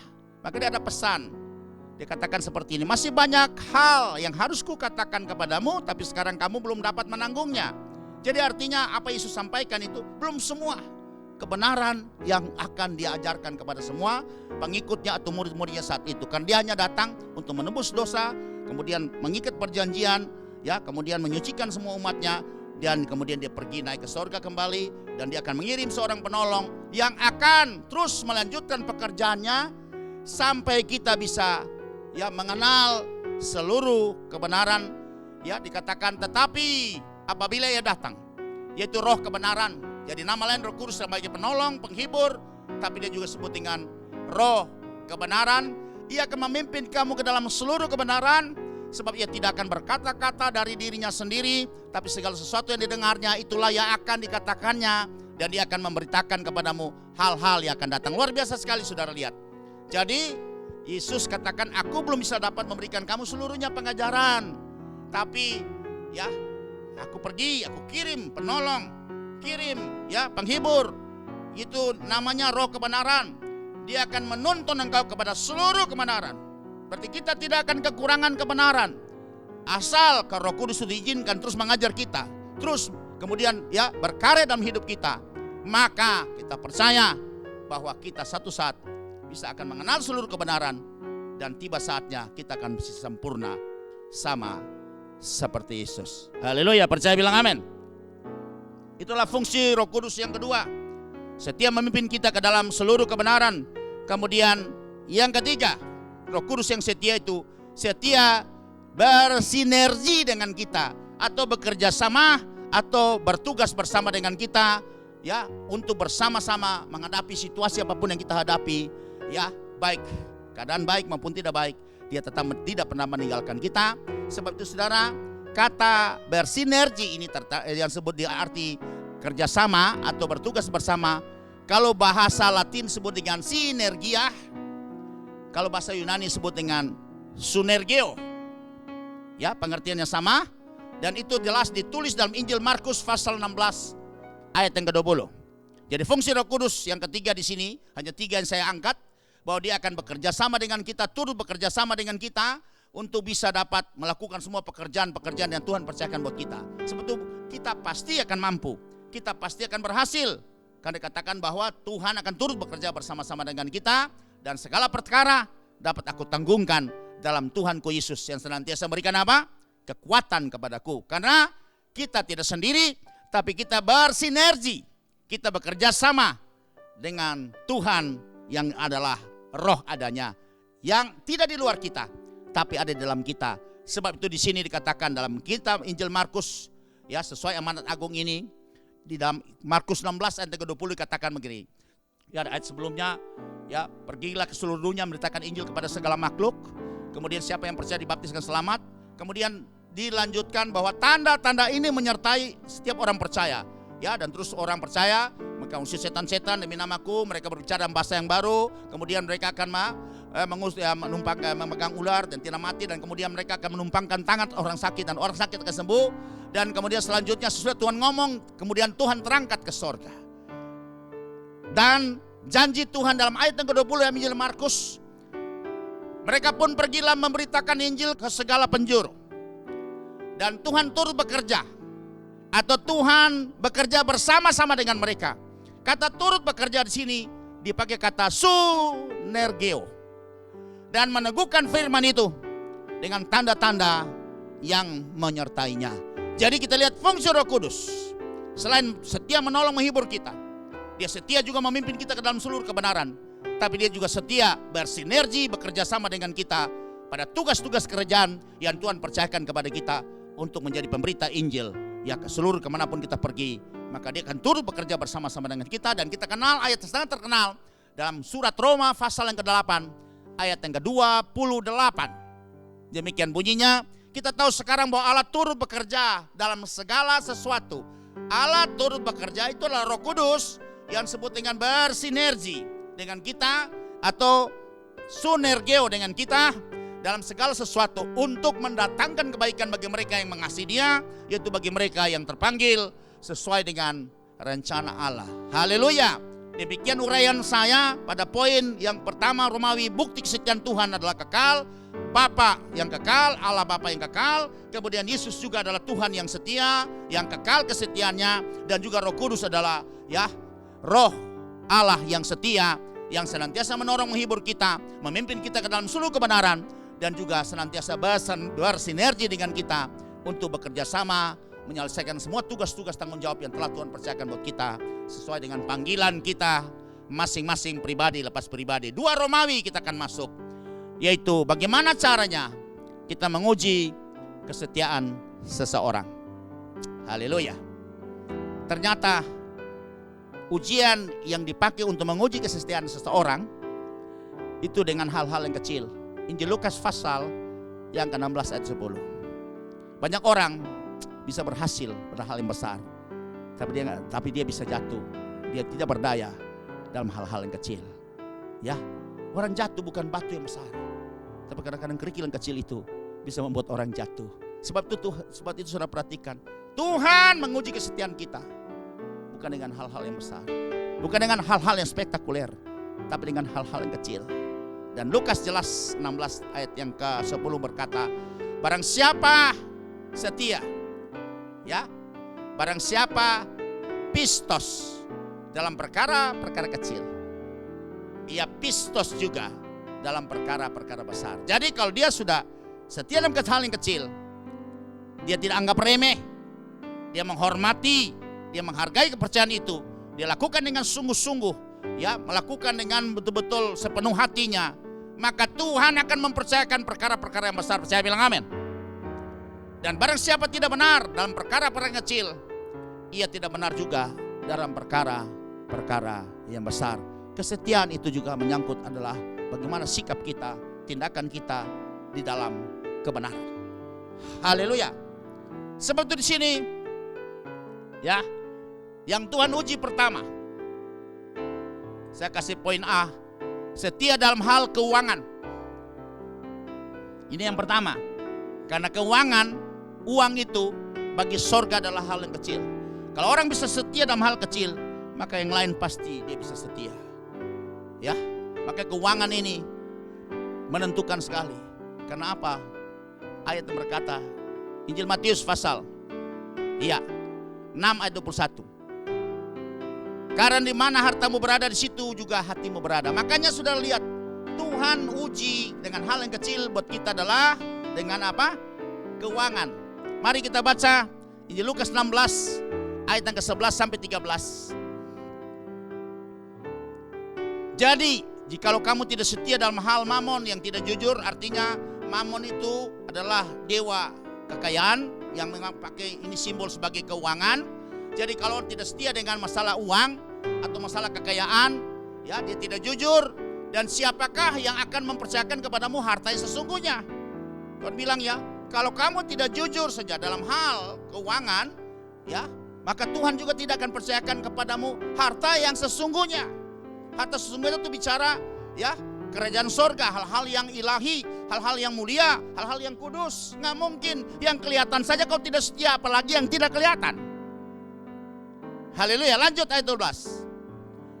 Dan jikalau kamu tidak setia dalam harta orang lain, siapakah yang akan menyerahkan hartamu sendiri kepadamu? Artinya ya, kalau sampai kita tidak setia dengan kepercayaan orang berikan buat kita dalam mengelola keuangan, ya kita tidak setia, kita bikin penggelapan, kita bikin manipulasi, atau kita tilap uangnya, ya kita tidak jujur dalam hal ini, maka pasti itu kita sama dengan memelihara belalang pengerip, belalang pelompat, belalang pindahan, dan belalang pelahap. Artinya ya kita bunuh diri sendiri. Makanya Tuhan juga tidak akan mempercayakan harta yang harus menjadi hak kita. Tolong perhatikan saudara. Karena kita tidak setia, karena kita tidak jujur dengan harta yang dipercayakan orang lain kepada kita untuk kita kelola. Banyak terjadi di zaman ini saudara. Karena orang tidak setia, orang berkhianat, itu ada hal yang biasa. Orang korupsi itu hal yang biasa. Ya, makanya dunia zaman ini disebut dengan zaman edan saudara. Tolong perhatikan. Boleh yang sana edan, tapi saudara jangan. Tetap terus hidup dalam kebenaran. Lebih baik sedikit dalam kebenaran daripada banyak di dalam ketidakadilan. Demikian kata firman Tuhan. Sebab itu saudara, di sini saya angkat ayat yang ke-12 13. Seorang hamba tidak dapat mengabdi kepada dua tuan, karena jika demikian ia akan membenci yang seorang dan mengasihi yang lain, dan ia akan setia kepada yang seorang dan tidak mengindahkan yang lain. Kamu tidak dapat mengabdi kepada Allah dan kepada Mammon, saudara. Nah ini artinya dia tidak menghargai kalau Tuhan sudah percayakan buat dia, karena uang akhirnya kepercayaan itu dia tidak pernah bisa dapat ya dipercaya, menjadi orang dapat dipercaya, dan dia kehilangan kepercayaan, dan dia betul-betul saudara ya tidak bisa lagi fokus kepada Tuhan. Dia kehilangan hal-hal yang esensi dalam hidupnya karena dia sudah terikat dengan kekayaan yang telah dia sangat mengikat dia. Kita bisa lihat di sini saudara. Masalah setia ini pada poin A ini saya angkat adalah persoalan sederhana, adalah bagaimana kita pembayaran atau mengembalikan persembahan persepuluhan. Kalau perikop yang ditulis di dalam Maliahi pasal itu yang ketiga, dimulai dari ayat 6 itu sampai 12 itu di atas katakan adalah pembayaran persembahan persepuluhan ya, yang kita kenal di dalam ayat yang ke-10. Bawalah seluruh persembahan persepuluhan itu ke dalam rumah perbendaharaan supaya ada persediaan makanan di rumahku, dan ujilah aku firman Tuhan semesta alam, apakah aku tidak membukakan bagimu tingkap-tingkap langit dan mencurahkan berkat kepadamu sampai berkelimpahan. Dikatakan bawalah dengan setia persembahan persepuluhan, artinya dari semua hasil kita, dari semua pekerjaan kita menghasilkan dalam bentuk apa bentuk materi, dalam bentuk uang, kita harus bawa sepersepuluhnya kepada Tuhan, karena itu adalah milik Tuhan. Sekali lagi, itu adalah milik Tuhan. Kenapa? Karena kita bekerja sama dengan Tuhan. Tuhan kasih kekuatan, Tuhan kasih kesempatan, Tuhan kasih hikmat, Tuhan kasih kemampuan untuk kita bisa dapat berusaha. Coba kalau saudara sakit, terbaling tempat tidur, walaupun ada job yang hebat, yang menghasilkan banyak untung, saudara tidak bisa bikin apa-apa. Tapi kalau saudara sehat, saudara beri kesempatan, ya saudara beri kekuatan, maka saudara ingat bahwa Tuhan juga terlibat di dalamnya. Tuhan tuh joint venture dengan kita. Jadi bukan kita yang mempersembahkan itu artinya kita bawa tuh punya kita, tidak. Persembahan persepuluhan itu adalah bagiannya Tuhan, haknya Tuhan, karena kita joint venture dengan Tuhan. Kita bekerja sama dengan Tuhan sehingga Tuhan memiliki satu bagian dari 10 bagian yang kita punyai, saudara. Sudah dapat bagian yang besar 9 bagian, Tuhan cuma 1. Masa sudah tilap lagi, rampok dikatakan, atau mencuri dalam kitab Maleakhi katakan. Ya, sebab itu saudara mari belajar setia dengan hal-hal kecil. Bagi sorga uang adalah hal kecil, sebab sorga itu kaya. Sorga tidak pernah mengalami resesi. Sorga tidak pernah mengalami devaluasi. Sorga itu adalah ya sesuatu yang tidak bisa dapat dipengaruhi oleh apapun juga. Situasi apapun juga, saudara. Terjadi krisis apapun juga tidak akan mempengaruhi sorga. Tapi di sini Tuhan mengajar kita supaya kita mulai setia dalam hal yang kecil. Uang, kita berusaha, Tuhan juga ada andil di dalamnya. Dan Tuhan tidak minta 50-50, kalau 50-50 harusnya juga lebih adil, saudara. Atau Tuhan minta 90 dan kita 10, harusnya adil. Kan dia berikan kehidupan, nafas hidup buat kita. Tapi dia cuma minta 1 bagian dari 10. Masa kita lagi tidak bisa menyerahkannya? Masa kita tidak bisa setia mengembalikan milik Tuhan? Itu punyanya Tuhan. Ya, andilnya Tuhan. Nah, maka katakan di sini, bolehkah manusia menipu Allah? Namun kamu menipu aku. Tapi aku berkata, dengan cara bagaimana kami menipu engkau? Mengenai persembahan persepuluhan dan persembahan khusus, saudara. Sebab itu Tuhan katakan bahwa umatnya Israel di zaman kitab Maleakhi ini ditulis bahwa mereka sudah menyimpang dari untuk bisa mengembalikan milik Tuhan, saudara, di sini. Sebab itu, saudara, persepuluhan ini bukan perjanjian lama, bukan Taurat, saudara. Karena Tuhan melakukan ini itu ketika Abraham melakukan Kedorlaomer CS itu, dan sesudah itu datang imam Allah Ta'ala, imam maha tinggi menyambut Abraham, dan Abraham menyerahkan persepuluhan kepada dia, saudara. Sebab itu persepuluhan ini adalah perjanjian atau perjanjian yang kekal dengan Abraham, saudara. Tidak dipengaruhi oleh Taurat yang 430 tahun kemudian keluar. Inilah perjanjian yang kekal. Dia tidak tunduk kepada Taurat karena apa yang dibuat oleh Tuhan lewat Abraham ini, apa yang dibuat Abraham, saya percaya itu semua karena Tuhan yang menaruh kehendak itu pada dia, dan dia melakukannya, menyerahkan 1/10 dari semuanya itu. Dan dikatakan di sini itu tidak tergantung Taurat yang 430 tahun kemudian, saudara. Sebab itu persembahan persepuluhan itu adalah kekal, saudara. Itu perjanjian kekal antara Abraham dengan Tuhan. Dan kita, bukankah kita juga anak-anak Abraham, saudara? Perhatikan, saudara, itu adalah bagian kecil. Kita mulai belajar dari hal yang kecil, memberikan 1/10, saudara. Dari apa penghasilan kita dan semua apa yang kita miliki, itu Tuhan cuma minta 1/10. Padahal semua itu Tuhan yang punya, saudara. Tapi Tuhan cuma minta 1/10 kan kita belajar. Kalau Tuhan minta semuanya nanti sudah bisa kolaps itu. Haleluya, saudara. Makanya banyak orang, kalau sampai engkau tidak bisa adil, jujur dengan harta orang lain di sini, maka pasti Tuhan juga tidak akan membiarkan engkau, memberkati engkau dan memberikan hak apa yang harus engkau punyai. Tuhan akan kirim, izinkan belalang pelahap, belalang pindahan, belalang pelompat, kemudian belalang pengerip akan makan hasil yang sudah ada padamu. Seperti yang kau menumpuk di pundi-pundi yang berlobang, jadi menjadi sia-sia. Oke, saudara, kita lanjut lagi. Kalau kita sudah jadi orang yang lebih lagi dalam mengenal Tuhan, makanya ada kitab Amsal katakan, kalau orang benar harusnya dia memberi tanpa batas. Amsal 21 ayat 26. Bukan 1/10 saja, saudara. Ini anak-anak. Kalau Kristen anak-anak, Tuhan mulai itu dengan mulai belajar untuk kita taat dan setia. Padahal yang kecil adalah menyerahkan 1/10 dari 100% itu, 1 bagian Tuhan perintah, serahkan 9 bagian buat kita dan 1 bagian buat Tuhan, saudara. Itu masih anak-anak yang belum dewasa. Tapi kalau sudah menjadi orang dewasa, jadi mitranya Tuhan, itu bukan lagi pemberian yang terbatas, tapi tanpa batas, unlimited. Dan ditulis di dalam kitab Amsal 21:26, dikatakan di sini, keinginan bernafsu sepanjang hari, tetapi orang benar memberi tanpa batas. Orang benar yang dewasa pasti memberi tanpa batas. Bahkan satu saat Tuhan juga bisa minta nyawa untuk kita menyerahkannya. Ya, orang yang sudah dewasa sekali juga akhirnya bisa saja Tuhan minta nyawa jadi taruhannya. Kalau nyawa bicara, jauh pasti lebih berharga daripada kekayaan kita, saudara. Bicara nyawa sudah berharga. Itu ada di dalam Injil Lukas pasal 14 ayat 26. Ini sudah orang dewasa sekali jadi mitra, yang sudah mengerti, yang sudah sangat mengalami Tuhan dan memahami Tuhan. Maka Tuhan akan bawa dalam kondisi seperti ini. Jikalau seorang datang kepadaku dan dia tidak membenci bapaknya, ibunya, istrinya, anak-anaknya, saudara-saudaranya laki-laki atau perempuan, bahkan nyawanya sendiri, ia tidak dapat menjadi muridku. Haleluya, saudara. Haleluya. Dalam panggilan khusus kita, tentunya semua ini tidak bisa akan menghalangi kita untuk kita bisa dapat terus taat dan setia melakukan apa yang menjadi kehendak Tuhan. Percaya bilang amin. Saya tidak akan uraikan panjang di sini. Saya lanjut bagian yang kedua.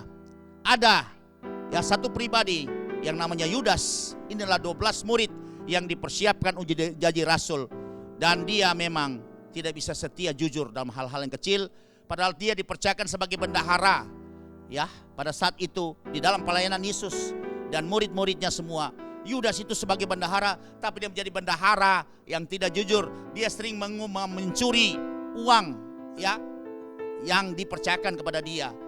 Dia sering mungkin membeli barang-barang untuk berikan kepada orang miskin, dan selalu dia markup di situ, saudara, sehingga dia memakan untung banyak di situ. Dan Tuhan tahu seperti itu, dan dia lakukan itu terus. Dan kita bisa baca di dalam Injil Yohanes pasal yang ke-12 ayat 4-6. Tapi Yudas Iskariot, seorang dari murid-murid Yesus yang dipersiapkan jadi rasul, yang akan segera menyerahkan dia, berkata,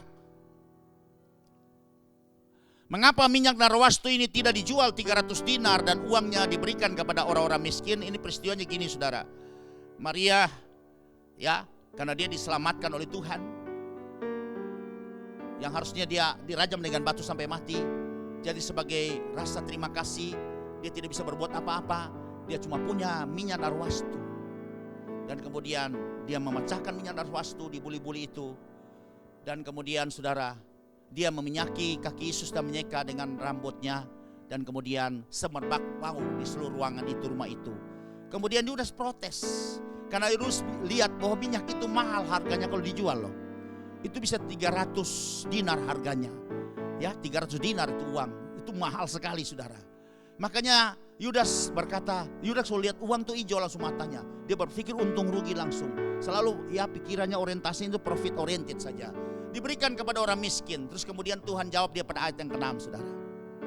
Hal itu dikatakannya bukan karena ia memperhatikan nasib orang-orang miskin, melainkan karena ia adalah seorang pencuri. Ia sering mengambil uang yang disimpan dalam kas yang dipegangnya. Jadi Yudas itu bendahara yang dipercayakan oleh Tuhan dan semua murid-murid rasul itu. Tapi dia sering tilap uangnya. Dia sering manipulasi, penggelapan, dia curi uangnya. Dan selalu dia markup. Dia tidak jujur dan nasibnya sudah lihat. Akhirnya dia terjebak dengan kesalahan dia walaupun sudah ditegur oleh Tuhan Yesus berulang-ulang. Tapi dia tetap bersikeras. Bahkan dia menjual Tuhan Yesus, menjual informasi untuk orang bisa menangkap Tuhan Yesus dengan 30 keping perak. Dan nasibnya dia akhirnya menyesal, dia digantung diri, pohonnya patah, kemudian dia jatuh dan perutnya terbelah, tumpah ruah semua isi perutnya. Dan tanah itu disebut dengan tanah darah yang kita kenal sebut dengan Hakal Dama. Yudas tidak setia dengan hal-hal kecil dan ujungnya binasa. Dan kemudian kita tahu juga ada figur yang ketiga, Ananias dan Safira. Dalam Kisah Rasul pasal 5 ayat 1-11, saudara, ini sudah terjadi hal-hal yang luar biasa. Padahal gereja mula-mula melihat bahwa sesudah mereka diurapi dengan Roh Kudus pada hari Pentakosta, kemudian mereka keluar, mereka sering berkumpul dari rumah ke rumah, mereka berdoa, mencakkan roti, kemudian mereka di rumah ibadat, mereka bersama-sama terus, dan semua begitu luar biasa rohnya bernyala-nyala untuk bisa melayani, sehingga semua kekayaan mereka itu jadi milik bersama. Banyak orang yang menyerahkan tanahnya, harta miliknya di depan kaki para rasul untuk dipakai sebagai pembiayaan untuk bisa membawa Injil mulai dari Yerusalem, Yudea, Samaria sampai ke ujung dunia. Itu dipersiapkan untuk semua itu, dan termasuk di dalamnya adalah Ananias dan Safira. Mereka menjual tanahnya. Ya, mereka menjual tanahnya. Orang lain menyerahkan seluruhnya. Mereka mungkin tidak rela untuk menjual tanahnya, tapi karena mereka lihat, wah ini gengsi atau dia mesti rasa ya tenggang rasa, orang lain sudah berbuat, dia tidak rela berbuat, dan dia jual tanahnya. Kemudian mereka nyisikan sebagian dari hasil penjualan itu. Ketika dia bawa ke depan Petrus, dan Petrus tanya kepada pertama adalah Ananias, sebelum dijual dan sudah jual, itu masih menjadi milikmu. Tapi kamu bertanya sekarang, ya, apakah yang kau persembahkan ini seluruhnya seutuhnya? Ya, atau memang sudah engkau buka sebagian? Dan dia berkata seutuhnya, saudara. Dan di sini katakan dia mendustai Roh Kudus. Dan pada saat itu Petrus berkata, mengapa engkau rancangkan hal dan jahat ini dan engkau mendustai Roh Kudus? Engkau mendustai Allah, bukan engkau mendustai manusia. Sebab itu dikatakan tanah itu sebelum dijual milikmu, sudah jual masih milikmu juga. Tapi kenapa engkau mendustai Roh Kudus? Berkata bahwa hasil penjualan itu segini hasilnya. Padahal dia telah membuka sebagian untuk kepentingannya, saudara. Kalau dia katakan tidak seluruhnya, tidak seutuhnya, aku sudah ambil sebagian, gak ada masalah, dia jujur. Tapi dia mendustai Roh Kudus karena semua orang saat itu memberikan seluruhnya. Dan dia berikan juga sama, hal yang sama, tapi ternyata sudah dibuka sebagiannya. Maka dia mendustai Roh Kudus dan saat itu juga dia jatuh dan dia mati ya di tengah-tengah ya umat Allah di dalam Tuhan, pertemuan jemaat pada saat itu, saudara. Ini yang terjadi seperti Nadab Abihu mati di dalam rumah Allah. Ini juga terjadi dalam pertemuan jemaat, saudara. Dan berikut datang istrinya, sama juga pertanyaan yang sama, dan akhirnya juga dia menjawab hal yang sama karena mereka sudah bikin konspirasi di antara kedua orang ini, suami istri ini. Dan kemudian akhirnya dia mengalami yang sama, dia juga jatuh dan mati ya di dalam pertemuan ibadah pada saat itu di gereja mula-mula yang dicatat dalam Kisah Rasul pasal 5 ayat 1 dan 11. Ini adalah kejahatan keuangan yang pertama-tama terjadi di gereja mula-mula. Sebut ada seorang penulis, saya ya lupa namanya, tapi dia berkata seperti ini. The first sin in the church was a financial crime. Dosa pertama yang terjadi di dalam gereja mula-mula adalah kejahatan keuangan. Sebab itu, saudara, ini yang bahaya sekali. Banyak mega church, gereja-gereja besar itu selalu persoalannya terjadi dengan yang namanya keuangan. Di mana-mana, saudara, terjadi seperti itu.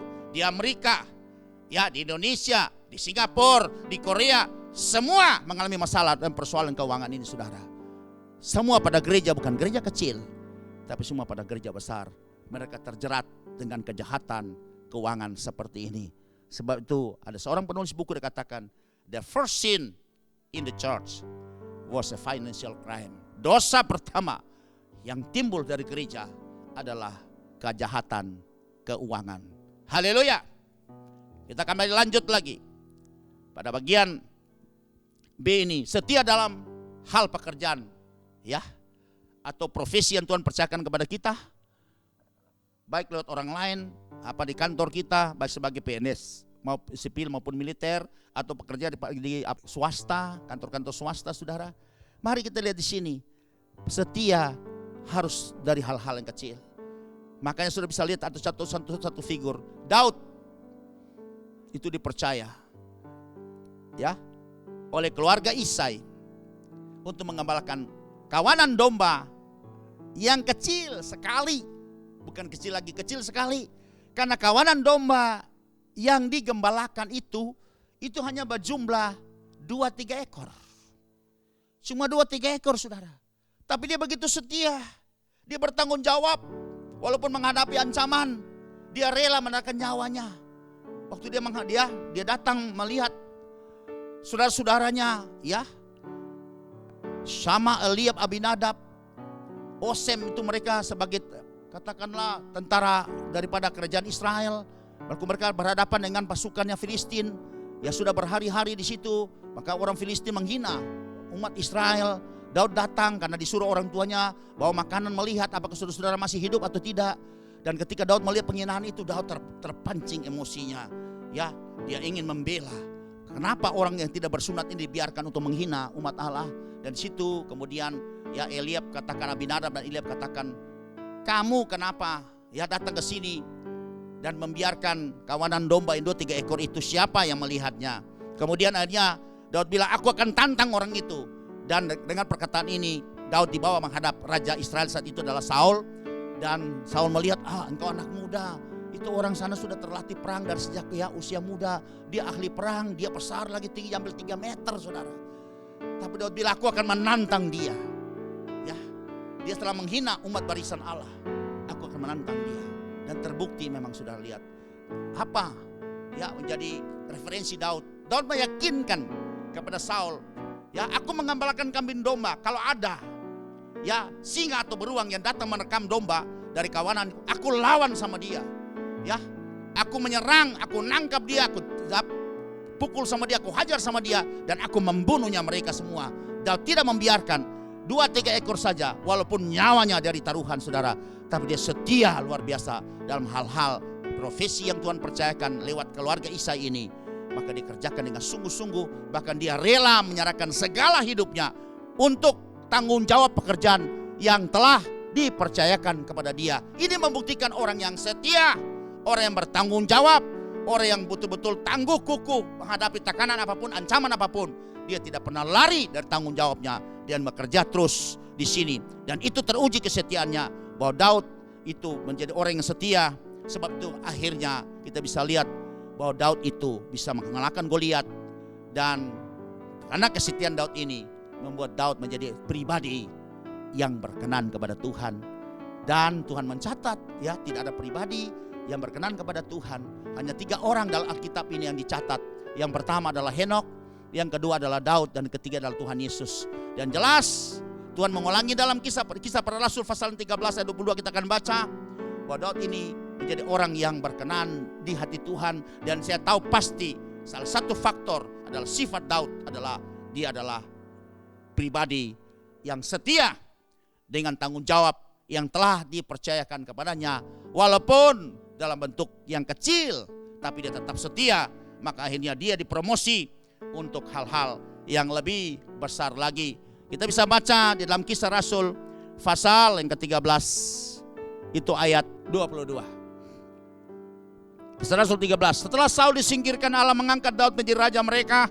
Tentang Daud Allah telah menyatakan, aku telah mendapat Daud bin Isai, seorang yang berkenan di hatiku dan yang melakukan segala kehendakku. Diulangi lagi dalam Kisah Para Rasul, tapi Tuhan telah tulis juga dalam kitab 1 Samuel pasal 13-14. Nah, kita sama juga teksnya. Dan saya percaya kalau diulangi pada perjanjian baru, berarti menjadi attention buat kita untuk memperhatikan. Kenapa?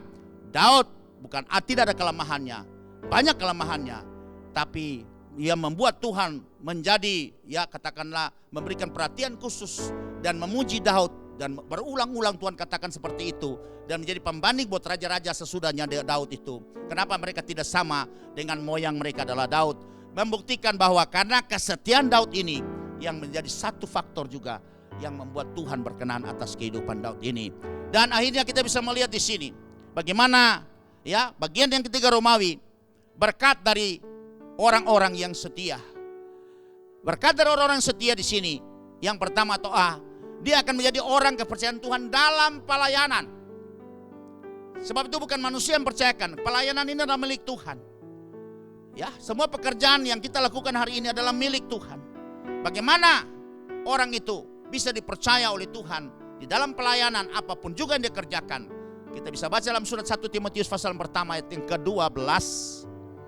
Aku bersyukur kepada Dia yang menguatkan aku, yaitu Kristus Yesus Tuhan kita, karena Ia menganggap aku setia. Tolong garis bawahi kata setia. Dan mempercayakan pelayanan ini kepadaku. Aku bersyukur bahwa Tuhan Yesus Kristus telah mempercayakan pelayanan mulia ini kepadaku, karena memang Dia melihat bahwa aku adalah setia. Jadi kesetiaan seseorang melakukan hal kecil terus bertahan, apapun masalah tekanan yang dihadapinya, itu tidak membuat dia ciut, tidak membuat dia lari, tidak membuat dia patah hati atau stres. Tapi kalau dia bertahan terus, maka saya percaya Tuhan juga akan memberikan kepercayaan jauh lebih besar lagi, bahkan pekerjaan-pekerjaan yang mulia dan yang kudus adanya. Kemudian B, Kalau orang yang tetap setia terus melakukan dari hal kecil, Tuhan percayakan lebih lagi dan lakukan lagi terus seperti itu. Dengan kesetiaan yang tidak pernah berubah, konsisten terus, tidak menyimpang ke kanan dan ke kiri. Maka dia akan mendapat promosi. Dia akan jadi kepala dan bukan ekor. Hidupnya akan naik terus dan tidak turun. Sebab jalan orang benar itu seperti fajar kian bertambah terang sampai rembang tengah hari. Ya, maka mendapat promosi, posisi atau jabatan strategis dan membuktikan bahwa Daud yang dari seorang gembala domba, kawanan yang kecil hanya 2-3 ekor, ketika dia setia terus melakukannya, bahkan menyerahkan nyawanya untuk domba-dombanya, maka kesetiaan itu menjadi pertimbangan Tuhan untuk mempromosi Daud dari waktu ke waktu sampai akhirnya dia bisa ada pada puncak daripada semua. Promosi itu adalah menjadi raja daripada kerajaan Israel, saudara. Ini ayat yang berkata seperti itu. Engkau akan jadi kepala, bukan ekor. Terus naik dan tidak turun. Ya, seperti yang ditulis dalam kitab Ulangan pasal 28 ayat yang ke-13. Itu jalan hidup orang benar. Ya, Tuhan akan mengangkat engkau menjadi kepala dan bukan ekor. Engkau akan tetap naik dan bukan turun. Apabila engkau mendengarkan perintah Tuhan Allahmu yang kusampaikan pada hari ini, kau lakukan dengan setia. Dengan setia, maka terus terjadi promosi. Terus Tuhan akan mengangkat engkau terus. Semakin hari semakin tinggi, semakin hari semakin cemerlang, semakin hari semakin luar biasa. Itu adalah orang yang tetap setia. Terus kecil setia, makin promosi, setia terus sampai akhirnya Tuhan mempercayakan hal-hal yang tanpa batas. Orang yang setia pasti banyak mengetahui rahasia ilahi. 1 Korintus pasal yang keempat ayat 1 sampai dengan yang kedua. Demikianlah hendaknya orang memandang kami sebagai hamba-hamba Kristus, dan kepadanya dipercayakan rahasia Allah. Perhatikan, dipercayakan hal-hal yang rahasia. Ini orang khusus, mesti orang dipercaya, orang yang setia. Dalam terjemahan disebut dengan orang yang memiliki faithful, orang yang sudah teruji kesetiaannya sampai akhirnya dipercaya oleh Tuhan. Rahasia-rahasia yang sangat strategis, yang sangat esensi, yang sangat substansi akan diberitahukan kepada orang-orang yang setia. Yang setia. Demikian juga kau sudah bekerja dimanapun juga, baik di perusahaan swasta, di perusahaan negara, BUMN, atau engkau sebagai pegawai negeri, baik sipil maupun militer, dimanapun juga, pasti engkau akan dipercaya. Lebih lagi, oleh Tuhan, oleh manusia, karena engkau adalah orang yang taat dan setia. Haleluya. Ayat selanjutnya, yang akhirnya dituntut dari pelayan-pelayan demikian ialah bahwa mereka ternyata dapat dipercayai. Kalau terjemahan yang lain dikatakan karena mereka setia. Moreover, it is required in stewards that one be found faithful. That one be found faithful. Setia. Setia. Itu yang membuat kita mendapat banyak sekali strategi di dalam jabatan kita, jabatan posisi kita, promosi oleh Tuhan dan juga oleh manusia. Yang terakhir, yang bagian D, mendapat perkeluaran istimewa atau khusus dari Tuhan dan manusia secara pribadi maupun keluarga. Kita bisa baca dalam Sakaria pasal 12 ayat yang ke-8. Inilah bagian yang terakhir dari pelajaran kita. Pada waktu itu Tuhan akan melindungi penduduk Yerusalem. Ini nubuatan mengenai nanti terjadi perang Harmagedon. Dan orang yang tersandung di antara mereka pada waktu itu akan menjadi seperti Daud. Orang-orang yang mengalami katakanlah tekanan pada saat itu, mengalami ancaman saat itu, Tuhan akan melindungi seperti Daud. Dan keluarga Daud akan menjadi seperti Allah. Sudah perhatikan ini, luar biasa. Seperti malaikat Tuhan yang mengepalai mereka. Jadi orang setia itu pasti mendapat perlakuan istimewa atau khusus dari Tuhan dan manusia. Baik secara pribadi kita dan pasti juga untuk keluarga kita, untuk anak-anak kita, untuk cucu kita, dan keturunan selanjutnya karena kesetiaan kita. Haleluya. Akhirnya, saudara-saudara, jadilah pribadi atau keluarga komunitas yang hidup dalam kesetiaan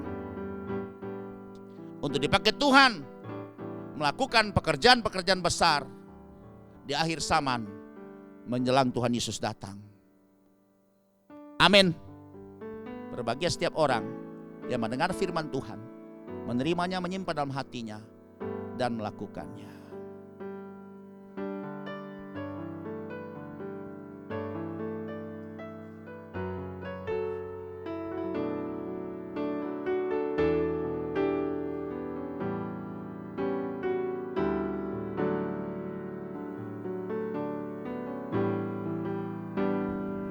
Selidiki aku, lihat hatiku, apakah ku sungguh mengasihimu, Yesus, Kau yang Maha Tahu dan menilai hidupku, tak ada yang tersembunyi bagimu. Selidiki aku, lihat hatiku, apakah ku sungguh mengasihimu, Yesus, Kau yang Maha Tahu dan menilai hidupku, tak ada yang tersembunyi bagimu. Telah kulihat kebaikan-Mu yang tak pernah habis di hidupku. Ku berjuang sampai akhirnya Kau dapati aku tetap setia. Telah kulihat kebaikan-Mu yang tak pernah habis di hidupku.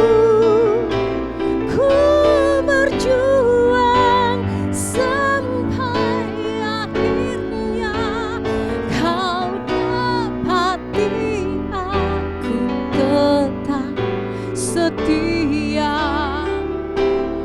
Ku berjuang sampai akhirnya Kau dapati aku tetap setia.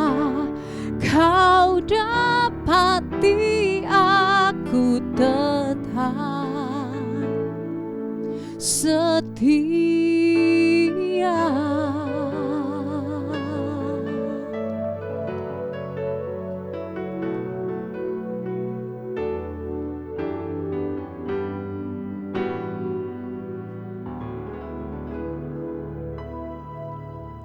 Baik Bapak Ibu, kita akan masuk dalam acara perjamuan kudus.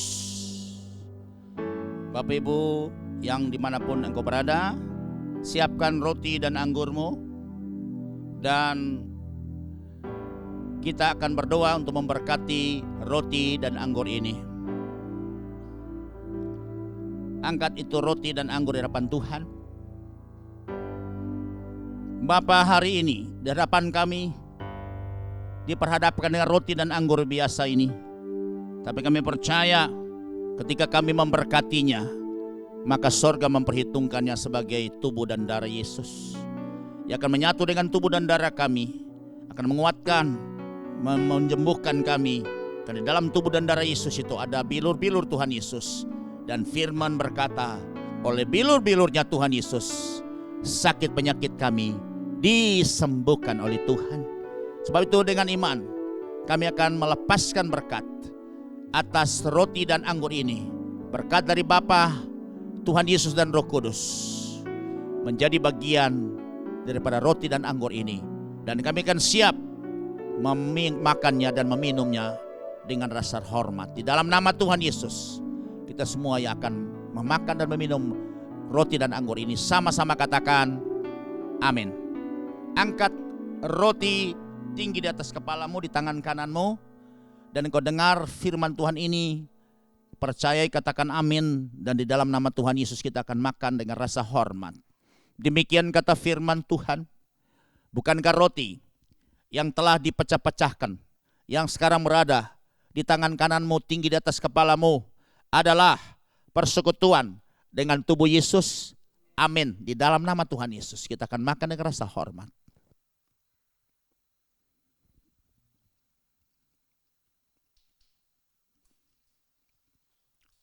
Pindahkan anggur itu di tangan kananmu, angkat tinggi di atas kepalamu, tunjukkan ke sorga. Inilah darah penebusan yang tercurah habis di Bukit Golgota, di palang kayu horizontal dan tiang vertikal, yang melewatkan kami dari kematian yang kekal. Dan darah ini telah menebus kami, sehingga kami tidak berhutang lagi kepada dosa pelanggaran dan kesalahan kami. Kami bebas, dan darah ini juga merupakan materai perjanjian baru, sehingga kami menjadi orang-orang yang merdeka, orang-orang yang bisa menikmati semua janji-janji daripada Tuhan. Sebab itu dengan iman kami akan meminumnya dengan pengakuan iman ini. Demikian kata firman Tuhan. Bukan kacauan pengucapan syukur, yang atasnya kami ucapkan syukur, yang sekarang berada tinggi di tangan kanan kami di atas kepala kami, adalah persekutuan dengan darah Yesus. Amin. Di dalam nama Tuhan Yesus kita akan minum bersama-sama dengan rasa hormat.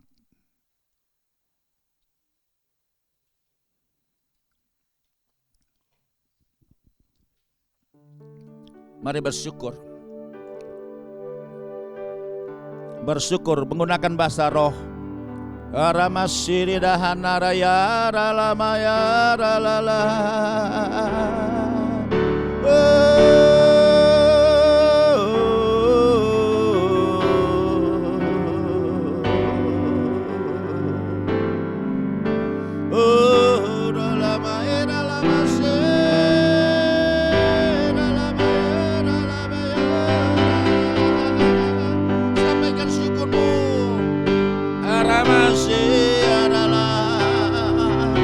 Dari hatimu yang paling dalam bersyukur atas semua yang telah kuterima, baik firman tubuh dan darah Yesus saat ini, yang pasti akan menguatkan kita semua. Haleluya Tuhan. Aramasyi katakaramaha takarayata sokatakaramata. Orabasi ralamaya ralala ramaya ralala.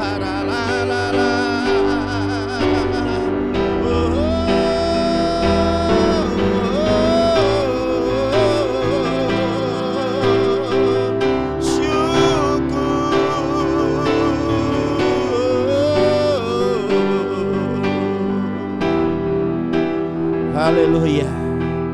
Terpujilah Engkau ya Tuhan, buat semua kasih yang besar yang telah Kau curahkan. Dan kami tahu memang Engkau adalah Tuhan yang setia, setia berjanji, setia dalam memelihara kami, setia dalam menolong kami, setia dalam segala hal, untuk terus menyertai kami sampai kesudahan zaman. Ramasyi katakan Ramasyi. Bersyukur sebab Dia setia. Oh, Kau sangat baik, bahwasanya untuk selama-lamanya kasih setiamu ya Tuhan, sehingga aku bisa ada sebagaimana aku ada pada saat ini, bisa menikmati semua kebaikan Tuhan, kesehatan daripada Tuhan, pemeliharaan daripada Tuhan, jauhkan semua mara bahaya dan celaka, bisa memiliki rumah tangga yang baik, bisa memiliki anak-anak yang menyukakan hati kami, bisa memiliki rumah tinggal yang baik, bisa memiliki usaha pekerjaan yang baik. Semua kami nikmati karena semua Tuhan setia atas kami. Sebab itu kami layak bersyukur karena Engkau setia adanya. Oh, Kau setia. Ku memuji-Mu Muji sebab Engkau baik.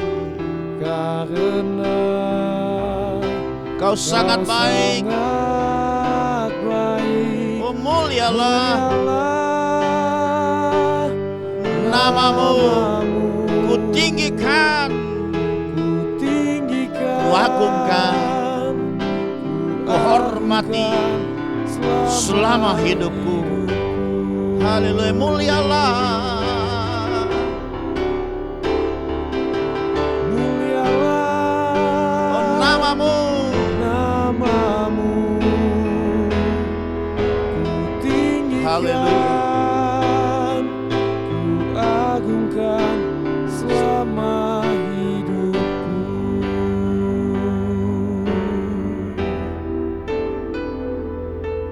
Ku tinggikan, ku agungkan selama hidupku.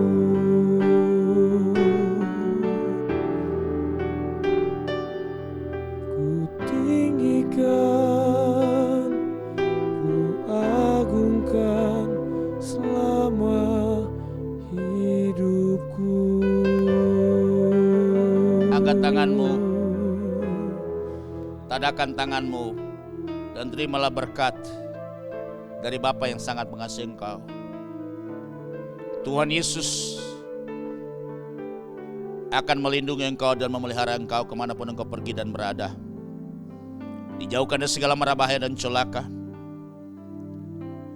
Tuhan Yesus akan menyinari engkau dengan wajah-Nya dan memberikan engkau kasih karunia, sehingga engkau hidup di bawah favor of God. Engkau hidup di dalam kebajikan dan kemurahan Tuhan. Engkau hidup di dalam pemeliharaan Tuhan dan kasih setia Tuhan. Tuhan Yesus akan menghadapkan wajah-Nya kepada kita dan memberikan kita damai sejahtera yang berkelimpahan, yang melampaui segala akal dan pikiran kita, yang terpelihara dalam hati kita. Terimalah berkat ini dari Bapa, Tuhan Yesus dan Roh Kudus, menjadi milik pusaka kita mulai hari ini seterusnya, bahkan sampai selama-lamanya, di dalam nama Tuhan Yesus. Kita semua yang terima berkat Tuhan, sama-sama katakan amin. Amin. Amin. Shalom. Tuhan Yesus memberkati. Kita ketemu dalam seri pengajaran firman Tuhan pada minggu yang akan datang.